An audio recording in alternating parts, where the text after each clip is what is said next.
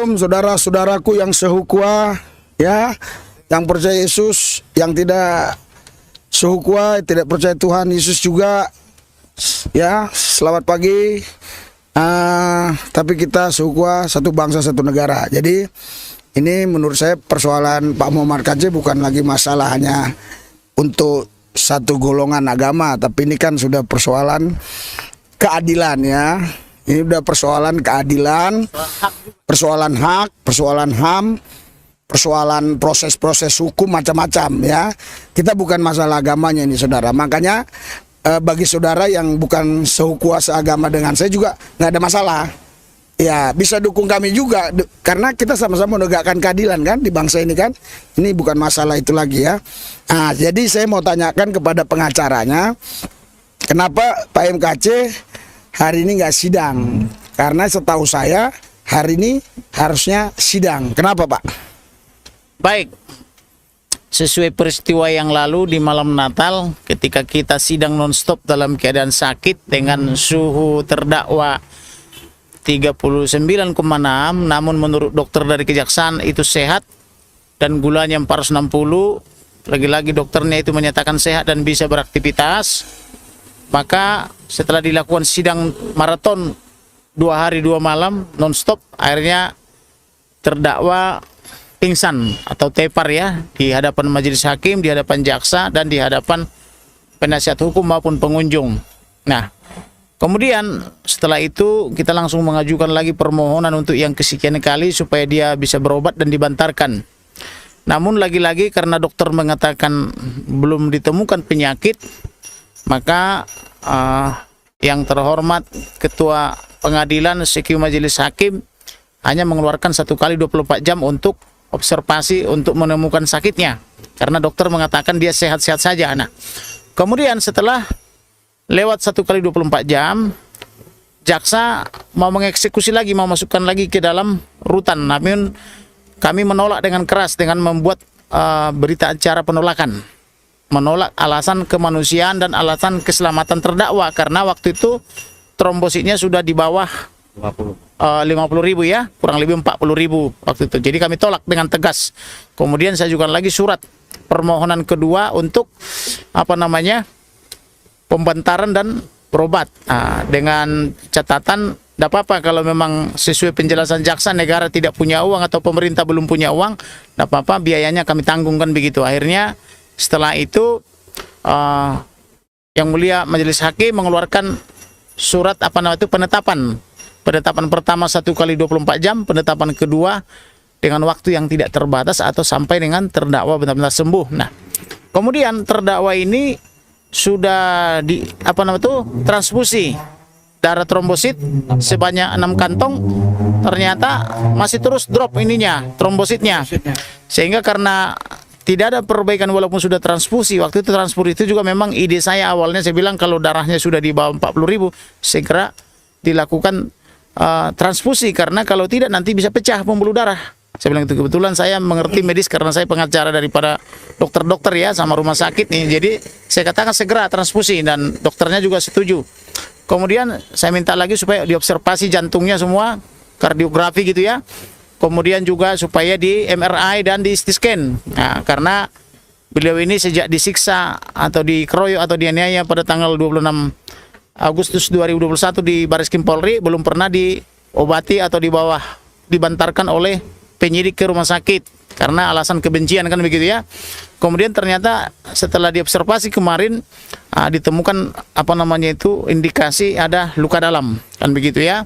Kemudian ada infeksi juga, sehingga makanya sampai heran dokternya kenapa ini sudah ditransfusi tapi trombosit tidak naik-naik dan gula justru melonjak naik di atas 400 lagi, kan gitu. Nah, padahal sudah disuntik insulin. Waktu itu kan kita usulkan insulinnya itu malam untuk dipasangi Lantus, siang untuk dipasangi Avidra, kan begitu, ya, karena beda impuls untuk malam dan siang. Jadi waktu itu kami ajukan juga dan dokternya juga akhirnya kooperatif karena kita dilihat memahami struktur pengobatan gitu, ya.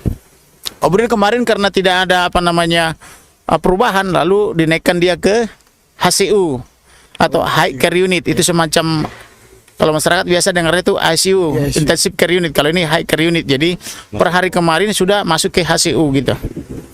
Jadi untuk hari ini kami ajukan lagi surat ini dan sudah diterima oleh pengadilan. Kami lampirkan juga tadi semua bukti-bukti medis karena banyak apa namanya di luar sana yang mengatakan itu seolah-olah sakit pura-pura dan sebagainya. Jadi kami ajukan semua bukti-bukti yang dikeluarkan oleh rumah sakit berupa resume medis atau ringkasan medis gitu ya, termasuk kwitansi-kwitansinya, hasil pemeriksaan lab, hasil pemeriksaan apa saja. Ya. Kami berikan secara transparan. Nah, artinya jaksa juga sudah menguasai itu. Kami juga berikan secara transparan kepada Ketua Pengadilan Negeri Ciamis, CQ Majelis Hakim, supaya tidak ada isu-isu yang mengatakan seolah-olah itu acting atau pura-puranya Pak MKC kan begitu ya. Nah, ini benar-benar sungguh-sungguh dia sakit. Jadi kami juga sekaligus menyatakan prihatin kemarin ketika yang bersangkutan jatuh pingsan di hadapan majelis. Masih ada sekelompok orang yang bermaksud mau menganiaya dalam keadaan sudah pingsan gitu. Ini saya benar-benar prihatin. Maka saya beritahu kepada teman-teman kita, saudara sebangsa setanah air, kalaupun ada kita perbedaan paham misalnya dengan terdakwa, ada pengadilan, ada mekanisme dan prosedur, tolong dihormati itu. Jangan kita dengan alasan misalnya beragama atau apapun namanya itu lalu hilang nilai-nilai kemanusiaan kita. Oleh karena itu saya mohon kepada teman-teman supaya menghargai mekanisme dan prosedur hukum di pengadilan, karena sudah menyangkut hak juga, menyangkut juga hak asasi manusia, dan menyangkut juga apa namanya itu keselamatan daripada terdakwa, begitu kira-kira. Jadi untuk sidang sementara ditunda sampai waktu yang tidak ditentukan. Kenapa tidak bisa ditentukan? Karena kondisi daripada terdakwa MKC sampai saat ini justru masih kritis dalam tanda petik ya. Baik trombositnya masih terus menurun, kemudian gulanya masih terus naik, padahal sudah di insulin gitu ya. Jadi lagi diobservasi dia apa penyebabnya, kira-kira apa faktor-faktor lain di dalam tubuhnya kenapa hal ini bisa terjadi. Dan dokter mengatakan memang sangat disayangkan karena sejak di kepolisian pada tanggal 25-26 Agustus belum pernah dikontrol gula dalam darahnya. Itu waktu itu sudah warning, ini gula dalam darahnya tinggi, kalau tidak diobati ini atau tidak dikontrol gulanya ini merusak kepada organ-organ lain, misalnya ginjalnya, jantungnya, kemudian apa namanya itu hatinya, paru-parunya, semua itu menyebar. Karena gula itu adalah penyakit yang lebih berbahaya daripada COVID. Walaupun pemerintah lebih takut kepada COVID, tapi saya mengatakan lebih berbahaya penyakit gula daripada penyakit lainnya. Karena lebih banyak orang meninggal karena sakit gula ketimbang karena COVID gitu. Jadi maka saya katakan kepada penyidik waktu itu maupun kepada jaksa, tolong ini gula dalam darahnya harus terkontrol. Minimal harus diberikan obat-obatan. Tetapi waktu itu beberapa kali kita kasih obat ditolak terus karena kita dianggap bukan petugas medis. Kita bawa dokter pun, dokter kita pun ditolak. Karena kenapa? Ada penyidik yang membaca undang-undang setuju sesuai pasal 58 KUHP. Ada penyidik Akpol yang tidak membaca undang-undang, dia berdasarkan perintah pimpinan. Karena perintah pimpinan tidak ada untuk berobat, maka ditolak dokter yang kita bawa, namanya Dokter Purwanto. Nah, kurang lebih begitu penjelasan saya. Kalau boleh saya tahu Pak, ini kan banyak pemirsa ini yang nonton ini, yang melihat kita bicara ini nggak begitu tahu tentang yuridis, tentang hukum. Beliau kan sudah ditahan kurang lebih mungkin udah 4 bulan lah ya. 5 bulan. 5 bulan. Bulan Agustus. Sekarang beliau di rumah sakit. Dibantarkan. Jadi kalau nanti misalnya 2 minggu baru bisa dihadirkan ke persidangan, apalagi sebulan, apakah itu yang dijalani dia di rumah sakit dihitung Pak? Tidak dihitung. Jadi kalau dibantarkan itu dianggap dia manusia bebas. Tidak dihitung itu sebagai masa penahanan. Jadi sebenarnya kekhawatiran jaksa tentang kehabisan masa penahanan itu tidak masuk akal. Kalau dia baca undang-undang khususnya KUHP ya, setiap orang yang dibantarkan itu tidak dihitung masa penahanan. Walaupun dia di rumah sakit dikawal oleh aparatur supaya misalnya tidak melarikan diri dan sebagainya gitu. Tapi itu tidak dihitung. Paling kekhawatiran mereka kemarin yang rasional itu adalah bahwa pemerintah tidak punya uang atau mungkin belum dapat pinjaman. Kalau itu memang kita pahami. Makanya waktu itu saya ajukan, oke lah kalau memang tidak ada uang, kami yang membayar. Karena kami adalah manusia yang berpancasila. Di mana sila-sila dalam Pancasila itu bukan cuma saja ketuhanan saja, tapi sila kedua juga kemanusiaan yang adil dan beradab. Dan sila kelima itu keadilan sosial bagi seluruh rakyat Indonesia. Jadi tidak adil kalau ada yang baru sakit sedikit dibantarkan, tapi sakit parah tidak dibantarkan. Nah, inilah yang kami mohonkan kepada Ketua Pengadilan Negeri Ciamis dan CQ Majelis Hakim dalam perkara 186, dan ternyata puji Tuhan sudah di ACC, sudah diterbitkan izin penetapan berobat dan pembantaran. Tapi ini publik biar tahu Pak semua, karena Bapak waktu di persidangan mengusulkan kalau pemerintah tidak punya uang, Bapak yang akan membiayainya. Nah, sekarang Pak MKC Muhammad KC sudah di rumah sakit, ini biaya dari pemerintah atau dari... Biayanya dari kita, khususnya dari keluarga. Ini ada anaknya nih, sekaligus pengacaranya, beliau lah yang membiayai ini semua. Tidak ada 1 rupiah pun biaya dari pemerintah. Memang setelah ini viral di dalam media dalam dan luar negeri, kemarin saya dapat informasi jaksa mengatakan tiba-tiba mau bertanggung jawab dan diduga mungkin sudah ada uang. Saya tidak paham, tapi saya bilang belum ada pengumuman dari pemerintah yang menyatakan sudah dapat uang. Kalau sudah ada pengumuman pemerintah sudah punya uang, baru nanti kita kasih di biaya pemerintah. Karena kemarin Anda bilang pemerintah tidak punya uang, oke, kita ambil alih. Dan yang menandatangani semua adalah kita, penasihat hukumnya. Yang membiayai juga penasihat hukumnya yang membayarkannya. Jadi kalau tiba-tiba dia karena viral di media, viral di berbagai online, viral di berbagai media cetak, lalu tiba-tiba punya uang, itu tidak bisa diterima. Umumkan dulu pemerintah sudah dapat pinjaman atau sudah dapat uang, baru kita kasih untuk dibiayai. Kita harus konsisten, karena apa yang kita katakan itu mengikat. Manusia dipegang dengan perkataannya. Dan kita bukan sama dengan kambing. Kalau kambing atau domba atau kerbau mungkin talinya yang dipegang, tapi kita kan kata-katanya. Karena dikatakan pemerintah tidak punya uang, tidak punya anggaran, oke, kami bertanggung jawab untuk membiayai. Nah, sekarang setelah viral, mereka mengatakan mau mengambil alih. Umumkan dulu sudah dapat uang atau belum. Itu intinya. Terlepas dari mereka yang bayar atau bapak yang bayar sekarang, tetapi ini secara yuridis, secara undang-undang, seharusnya siapa yang bayar? Seharusnya yang bayar pemerintah, karena mereka berani menahan. Harusnya segala sesuatu yang berhubungan dengan tersangka terdakwa adalah tanggung jawab penyidik. Maka saya katakan saya akan menggugat pemerintah, CQ Kapolri. Kenapa di dalam tahanan yang harusnya itu tempat paling nyaman bisa terjadi penyiksaan, pengeroyokan dan penganiayaan. Ini bukan cuma untuk KC loh ya, ini untuk seluruh tersangka terdakwa di seluruh Indonesia harus kita lindungi karena kita penegak hukum. Saya tidak hanya melindungi KC, siapapun yang datang ke saya pasti kita lindungi. Kenapa bisa terjadi penyiksaan dan penganiayaan secara terus-menerus di dalam rutan? Bahkan ada yang mati karena kebakaran. Ini kelalaian atau unsur kesengajaan juga, bisa disebut begitu. Jadi kalau kita terus membiarkan pejabat-pejabat negara tidak bertanggung jawab, maka sampai negara pun negara ini tidak akan benar. Jadi pemerintah atau pejabat pemerintah harus bertanggung jawab, baik itu karena kesengajaan maupun karena kelalaian. Di luar negeri, orang demo buruh saja ketika menteri perburuannya main golf, itu mundur dia. Itu cuma soal demo, misalnya di Jepang. Tapi di sini, kadang udah kebakaran lapas atau rutan, udah mati sekian puluh orang, sudah luka ratusan sampai ribuan orang. Mereka mengatakan itu cuma takdir, ini tidak bisa diterima. Takdir memang ada, tapi bukan seperti itu ceritanya, gitu loh. Iya. Jadi Pak, saya dapat berita-berita bahkan ada kelompok tertentu ya YouTube, kita nggak bicara tentang identitas orang itu, orang itu ada buat YouTube begitu, katanya Pak Muhammad KC itu bukan pingsan tapi tidur. Malah disebut acting, bilang. Acting, gimana Pak? Baik, betul, memang banyak sekali media-media YouTube yang mengatakan klien kami ini hanya pura-pura atau acting. Namun faktanya adalah dari persidangan hari Kamis kemarin tanggal 22, sebelumnya beliau sudah mengeluhkan sakit, dalam artian merasa panas badan dan menggigil. Dan itu dibuktikan oleh hasil tes suhu badan. 39,8 waktu itu, bertahan selama 2 hari waktu itu, hingga akhirnya pada tanggal 24 dapat disaksikan bersama beliau jatuh pada persidangan.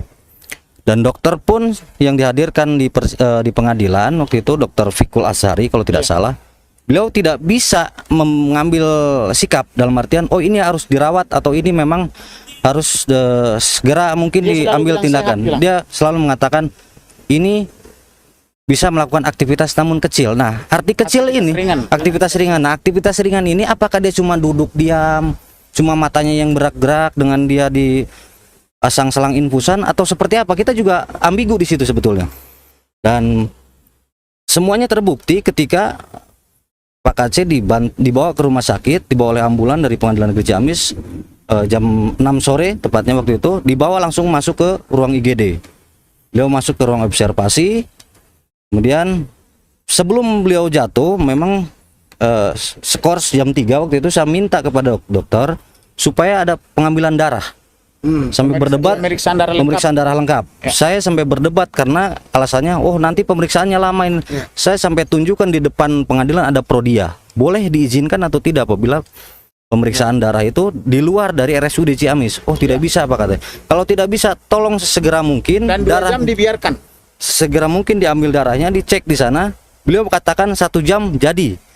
Tapi sampai klien kami ini jatuh dalam persidangan, hasil tersebut belum ditunjukkan kepada kami. Nah, setelah saya sampai di ruang IGD, saya bertemu dengan Dokter Abdullah. Beliau jelaskan kepada saya, Pak, ini trombositnya turun. Ya.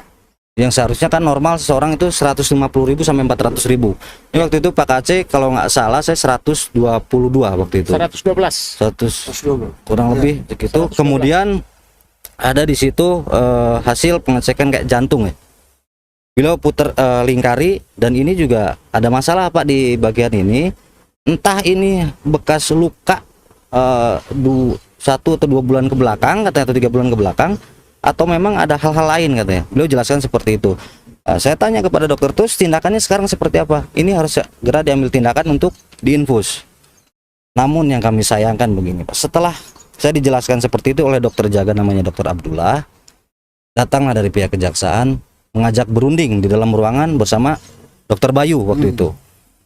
Lalu 2 jam, hampir 2 jam lebih yang saya sayangkan tersebut, hampir 2 jam lebih di dalam mereka berdiskusi. Si pasien digeletak tanpa diberikan obat penurun panas ataupun tindakan yang lain, cuma digeletakkan Tidak seperti ada orang, disposal. sama sekali tidak ada tindakan. Saya sampai marah-marah di situ kepada pihak administrasi, tolong segera ditindak. Setidaknya diberikan obat pertama, penolongan pertama dalam artian untuk menurunkan panasnya. Paracetamol Pak, kita minta waktu itu. Kami nggak berani Pak, kami nggak berani. Kalau memang Anda nggak berani, saya minta bertemu dengan pihak manajemen rumah sakit ataupun direktur rumah sakit. Apakah betul ketika seorang pasien masuk dalam IGD prosedurnya seperti ini?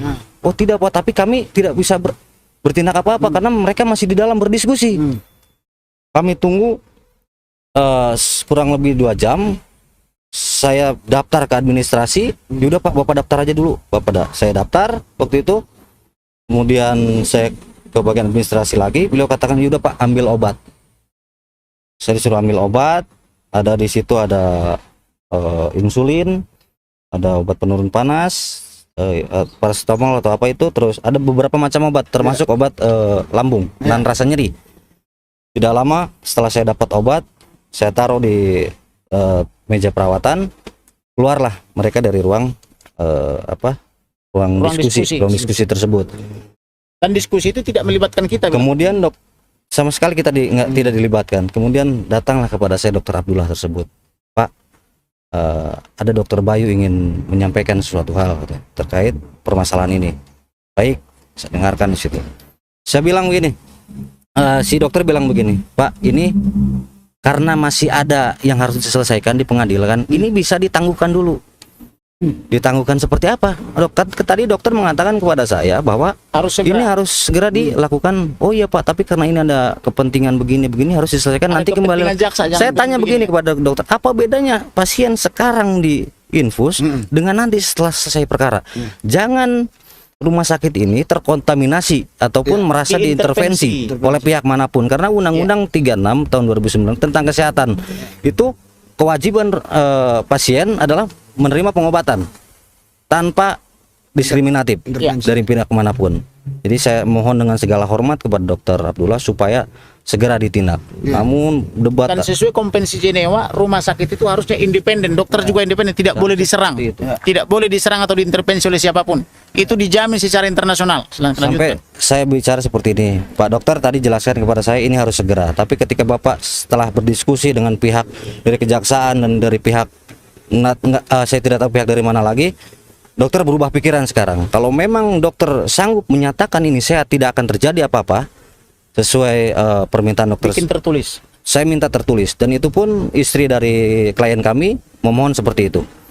Silakan buat pernyataan, silakan bawa. Saya seorang pengacara, saya juga diangkat sumpah sesuai jabatan saya. Dokter juga memiliki sumpah. Tapi akan Saya kami uji ini di Majelis Kehormatan Etik Kedokteran Saya MKEK. kembalikan, gitu. saya langsung katakan, saya kembalikan kepada dokter yang memiliki diskresi, dokter yang memiliki nurani. Kalau memang prosedurnya seperti ini, karena tekanan, silakan saya kembalikan. Namun apabila terjadi apa-apa, kami pihak keluarga tidak, ataupun dari pihak pengacara tidak bertanggung jawab. Itu semua ada di ranah dokteran. Ya. Akhirnya dokter Abdullah itu memberikan obat lagi paracetamol.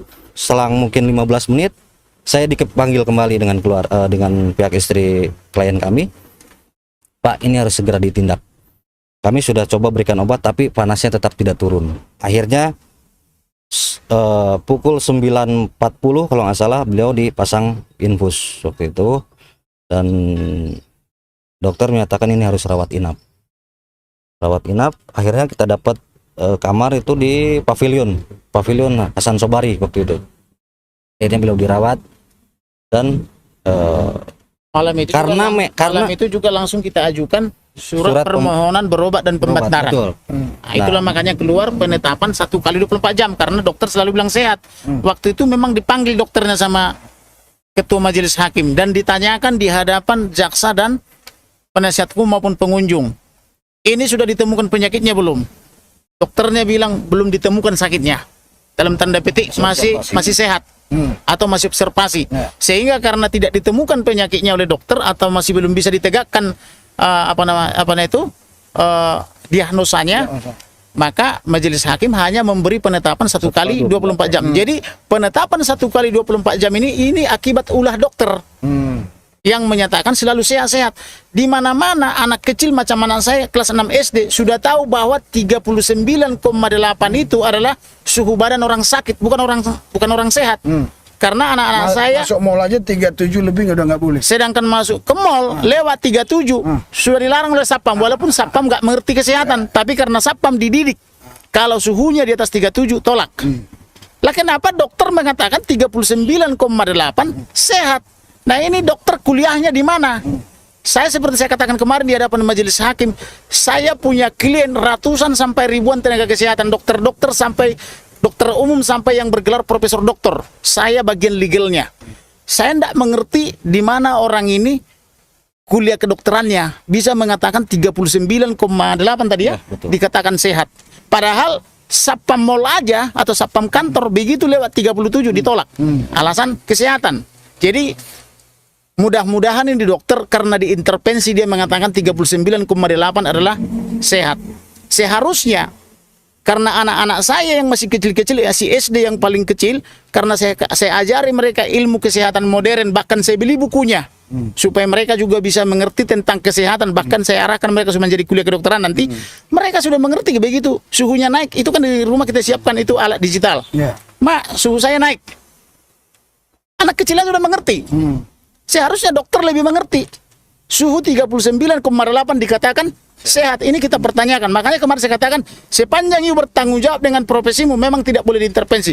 Tapi kita uji di MKEK. Kita uji di Ikatan Dokter Indonesia. Siap-siap saja. Saya bilang begitu di hadapan hakim. Lalu jaksanya marah. Karena saya dianggap mengancam. Saya tidak mengancam. Pertanggungjawabkan masing-masing profesinya secara profesional. Itu yang saya bilang. Bukan mengancam. Mengapa you bilang 39,8 sehat? Ilmu dari mana? Kan gitu. Kan ada dewan kehormatan masing-masing. Macam advokat ada dewan kehormatannya. Jaksa ada komisi kejaksaan. Polisi ada Kompolnas. Hakim ada komisi judisial. Masing-masing kan punya pengawas. KPK ada dewan pengawas. Jadi masing-masing harus mempertanggungjawabkan perkataannya. Kemarin dikatakan tidak ada uang pemerintah. Oke, kita ambil alih. Tapi setelah viral, tiba-tiba ada uang pemerintah. Ini kan tidak masuk akal ini. Maka kami tidak mau.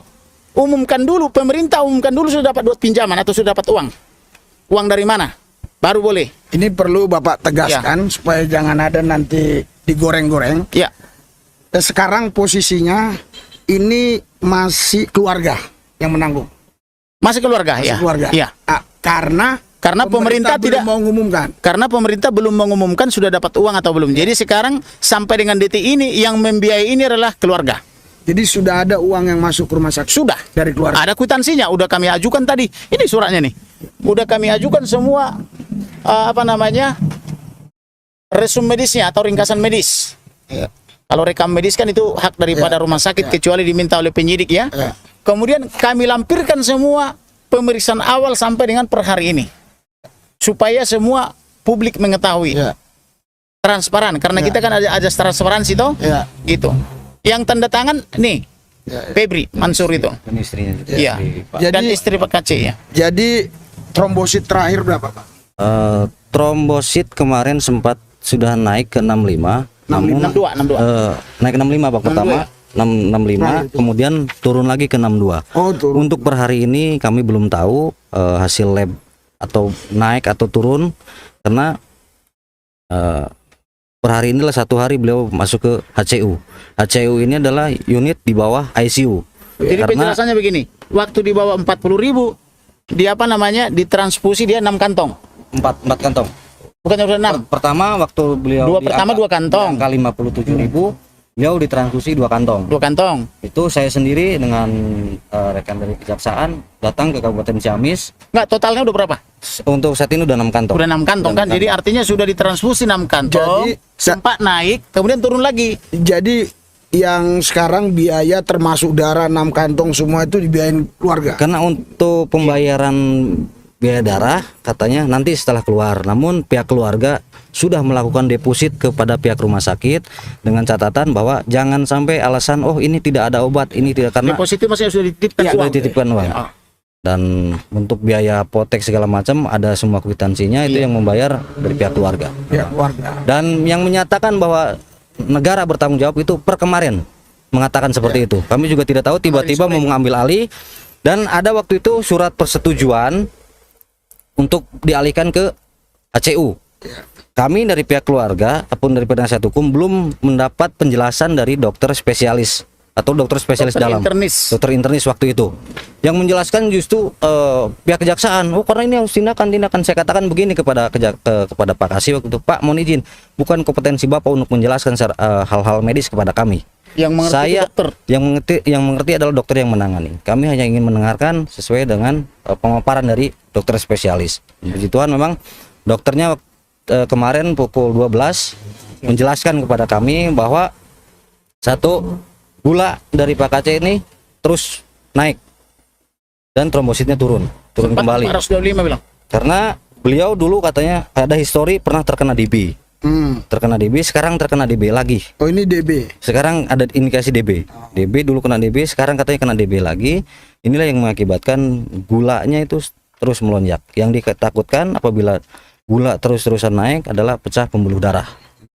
Itu Dan ada indikasi luka organ ginjal karena gula yang tidak terawat selama 5 bulan. Dan pihak dokter spesialis mengatakan ini adalah hasil ataupun akibat dari tidak dikontrol selama 2-3 bulan terakhir. Tidak diobati secara maksimal katanya. Ini dampaknya ada merembet ke ginjal, katanya nggak tahu ginjal itu lemah atau nggak berfungsi, saya juga nggak tahu. Namun di HCU ini beliau diperiksa secara intensif dan diperiksa cek darah itu lebih kurang 2 jam sekali untuk saat ini. Jadi, Maka kemarin kami minta kemarin gula sebelum puasa, gula puasa sama gula 3 bulanan supaya kami mengetahui berapa rata-rata gula per 3 bulan gitu. Lanjutkan. Makanya untuk saat ini klien kami sendiri sudah tidak bisa menggunakan obat oral yang biasanya digunakan itu metformin. Obat tersebut dulu waktu di Bareskrim waktu tahap penyidikan kami sering menyampaikan atau menitipkan kepada pihak penyidik. Terlepas itu diminta atau tidak kami tidak tahu. Dan juga waktu di Bareskrim Polri kami juga dari PH dan dari pihak keluarga menitipkan alat kontrol untuk pengecekan gula darah. Dan sampai saat ini kita juga tidak tahu alat tersebut ada di mana rimbanya, ataukah digunakan atau tidak waktu itu. Namun setelah dapat penjelasan kemarin dari dokter spesialis bahwa 2-3 bulan terakhir ke belakang ini Pak Aceh tidak pernah kontrol ataupun tidak, penanganannya tidak serius katanya, tidak ada pengobatan. Selama Bapak jadi pengacara, ini secara yuridis ya.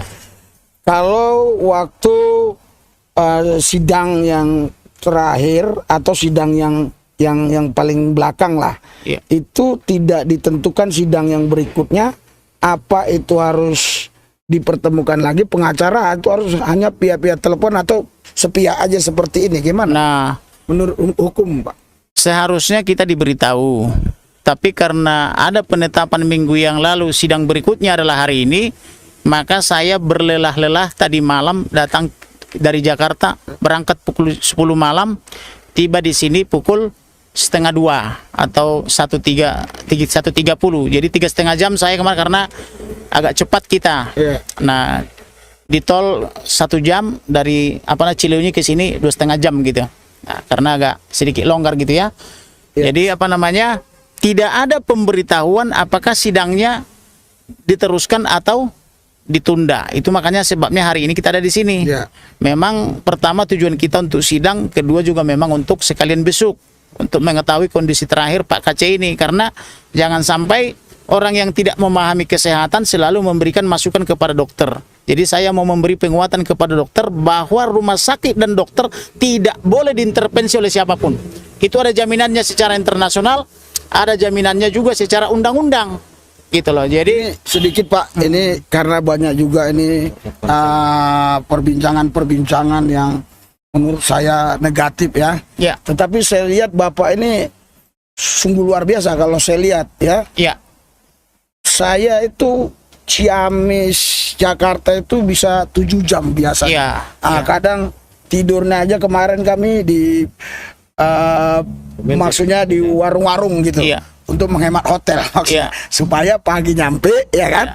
Jadi hotel yang pagi ini itu udah dihitung besok gitu loh. Baik. Tapi kalau saya nyampe nya Selasa itu kan harus dibayar udah 1 hari ini. Iya. Jadi hari ini untuk besok. Bapak ini kan terus menerus bolak-balik begini bolak-balik. Itu gimana Pak? Yang saya tahu kan itu istilah aja prabono Pak. Begitu. Iya, jadi memang ini perkara kita banyak mengeluarkan biaya. Walaupun asas hukum pidana atau prinsip-prinsip hukum pidana mengatakan sederhana, cepat, biaya ringan. Tetapi ini adalah tidak sederhana, tidak cepat, tidak ringan. Artinya biayanya sangat besar. Jadi secara logika ini memang ini tidak sesuai lagi dengan asas hukum. Biayanya sangat besar. Datang ke sini sekali berangkat itu Pak, untuk mobil saya aja Pertamina Dex pulang pergi itu sudah 1,5 juta. Tol kurang lebih 300 sampai 500 ribu. Belum misalnya uang penginapan, uang makan dan seterusnya. Belum uang laundry karena 3 hari di sini. Jadi ini tidak sederhana. Tetapi itulah tujuan kita memperbaiki negara ini. Roscoe Pound bilang, law is a tool of social engineering. Hukum harusnya merekayasa perilaku masyarakat, termasuk merekayasa juga perilaku aparatur penegak hukum, supaya tadinya korup menjadi tidak korup, supaya tadinya boros menjadi tidak boros. Kan kasihan presiden sampai harus minjam-minjam uang ke luar negeri, tapi kita memboros-boroskan anggaran negara, baik itu APBN maupun APBD. Kalaulah misalnya ini bisa disidang di Jakarta atau di Bali misalnya, macam perkara yang saya tangani itu Bapak Yahya Waloni ya. Malah saya waktu itu bilang kepada Yahya Waloni, you klarifikasi 7 syarat. Saya cabut laporannya, saya pulangkan ke anak istrimu, karena kau lebih berguna bersama anak istrimu daripada di rutan. Itu saya titipkan ke penyidik. Tapi dia tidak melaksanakan 7 hal, tapi dia memberhentikan pengacaranya dan menyatakan minta maaf. Itu pun kita maafkan secara terbatas ya, kecuali urusan Roh Kudus itu urusan pribadi. Jadi maksud saya, kita ini sebetulnya tidak senang orang dibelenggu. Soal perbedaan paham misalnya, ya MKC memahaminya karena ada dasarnya pemahaman dia itu misalnya sesuai surat-surat yang dibacakan kemarin. Ternyata para saksi juga tidak pernah membaca surat itu, kan begitu. Jadi artinya jangan perbedaan paham harus berujung ke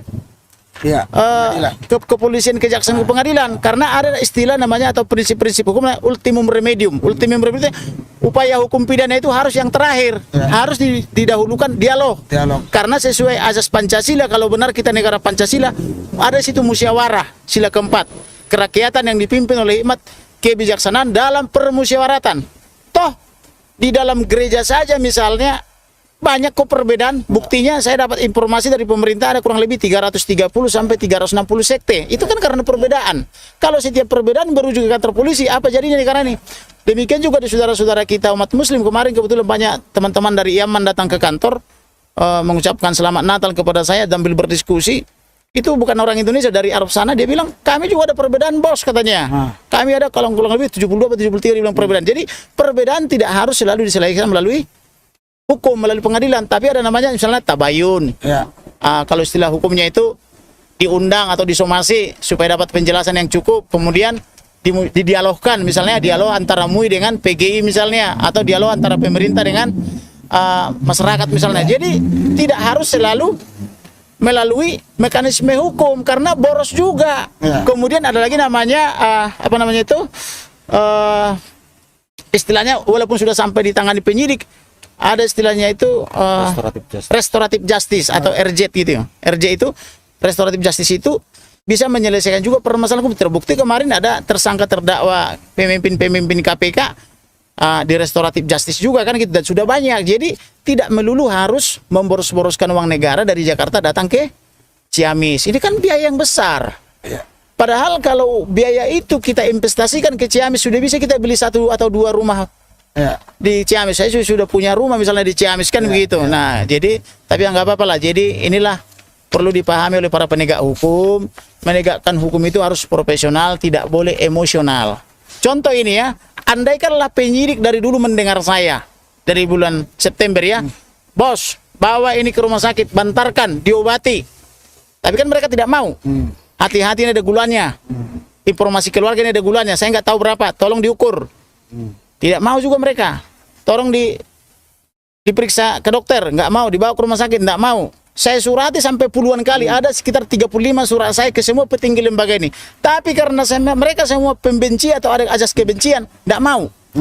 Padahal kalau mereka mau, sidang kita udah hampir kelar. Ya. Karena tidak terbentur dengan sakit-sakit.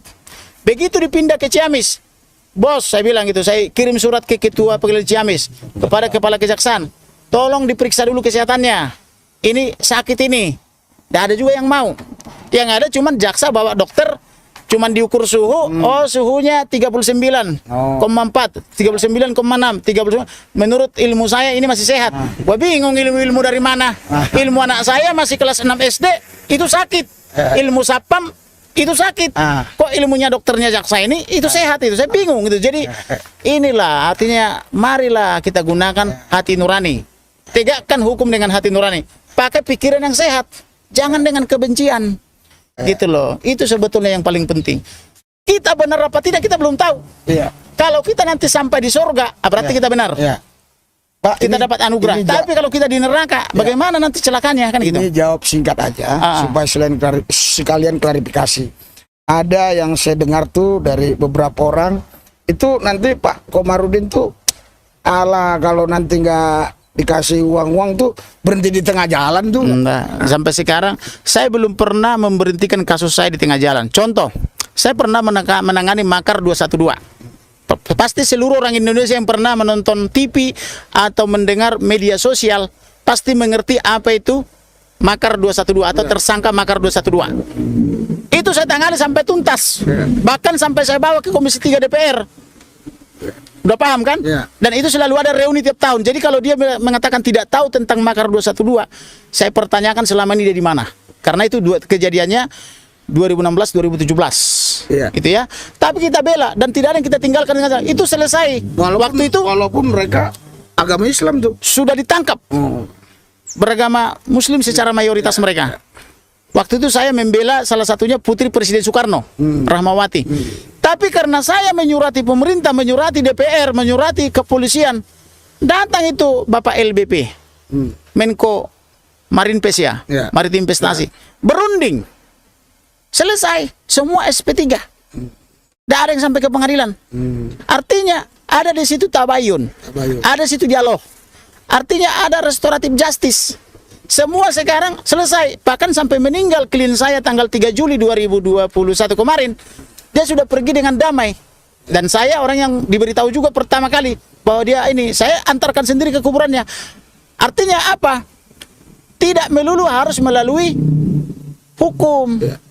Gitu loh. Itu ultimum remedium, upaya terakhir gitu loh. Jadi janganlah misalnya kita ketika melihat teman diduga ya melakukan kesalahan, kita langsung emosi seolah-olah kita paling benar.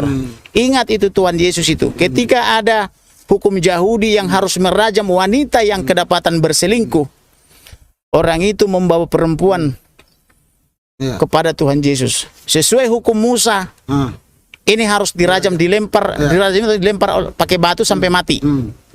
Tapi Yesus bilang, siapa di antara kamu yang tidak berdosa, yang tidak melakukan kesalahan, dia yang pertama kali melempar. Ternyata semua pulang, semua merasa berdosa. Jadi yang tahu dosa kita itu kan kita sendiri. Betul. Kemudian Tuhan. Jangan merasa benar sendiri gitu loh. Kalau ada perbedaan paham, dialogkan, fasilitasi. Kan ada Majelis Umat Islam Indonesia, kan ada PGI, ada organisasi-organisasi agama lainnya. Dibikin dialog supaya mengerti. Ternyata saksi-saksi kita juga banyak yang tidak mengerti isi kitab suci masing-masing. Ketika kita tanyakan surat-surat itu, mereka semua banyak kan tidak tahu, tanya ahlinya, katanya kan begitu. Nah, jadi artinya perlu dialog.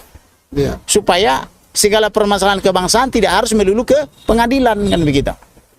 Ini bisa Bapak jawab, bisa juga enggak ya? Ya. Ini karena saya dengar langsung di pengadilan itu ada justru 2 gereja yang justru seperti mendakwa Pak MKC gitu. Gerejanya nggak usah saya sebut juga karena juga lupa. Terus PGI juga seperti memojokkan. Coba singkat aja gimana itu? Jadi begini, jadi memang yang memojokkan MKC ini bukan cuma saudara-saudara kita umat Muslim, tapi tokoh-tokoh gereja juga pada cuci tangan seperti Pilatus. Demikian juga dari Dirjen Bimas Kristen gitu ya. Ketika saya baca keterangannya, saya miris hatinya. Kenapa orang ini selama ini mengumandangkan panen-panen apa itu jiwa-jiwa, kemudian apa namanya itu pergilah ke seluruh dunia, jadikan semua bangsa muridku atau amanat yang agung. Tapi ketika ada masalah mereka ini lari terbirit-birit, bahkan cuci tangan. Yang paling konyol ini sekaligus juga peringatan nih. Kalau ada orang yang pindah keyakinan atau pindah agama, ndak usah dipiral-piralkan, baik itu mualaf maupun murtadin. Itu hanya menyakiti sesama. Ketika orang-orang ini murtadin, itu divideokan ketika bersaksi, disebar-sebar di YouTube, akhirnya jadi kegaduhan.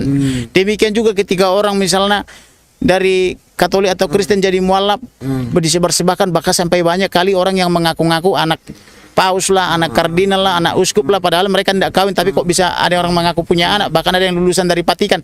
Itu tidak ditangani oleh polisi, dibiarkan saja, sehingga penyebaran hoax itu sampai kemana-mana. Bahkan ada Irene Handono mengaku-ngaku biarawati, tapi tak pernah biarawati kan gitu, sekolah saja tidak lulus.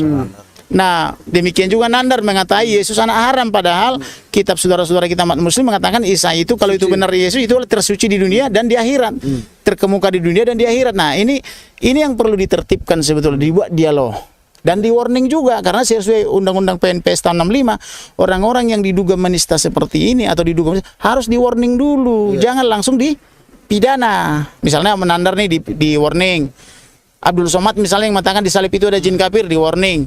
Karena juga di dalam kitab saudara-saudara kita juga ada lakum dinukum waladin, artinya agamamu, agamaku. Artinya tidak perlu dipersoalkan. Oke lah, you bilang misalnya istrimu siapa paling cantik, syukuri.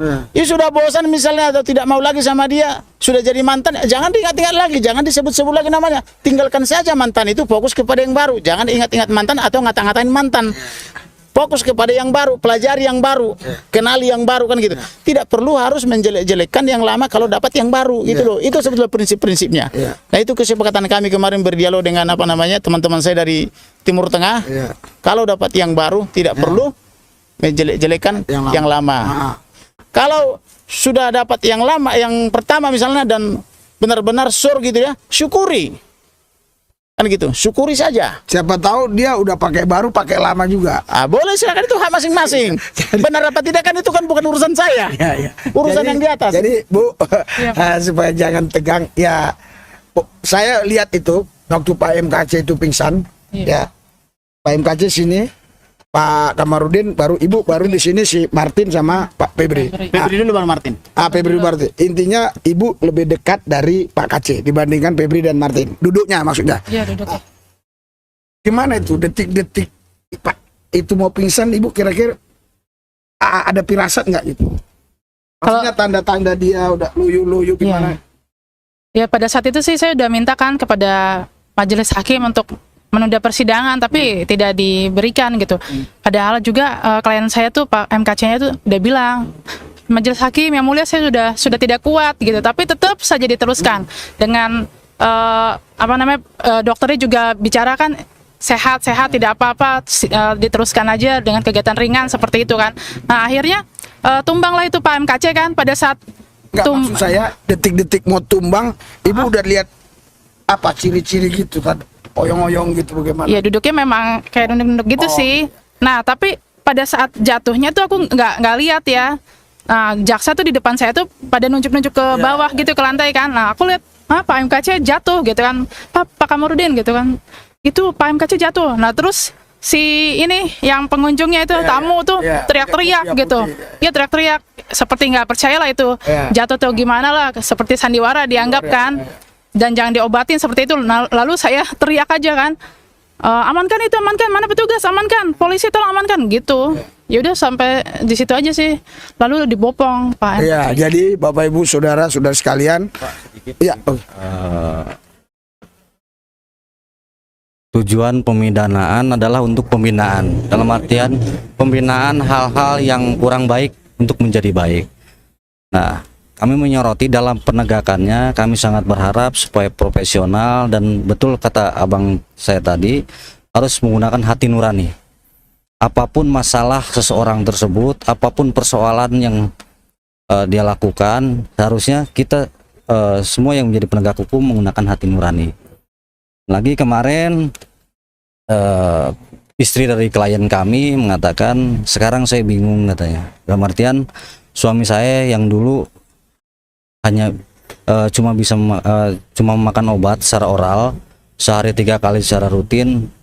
Saya bingung ke depannya karena harus disuntik insulin sekarang sehari 3 kali.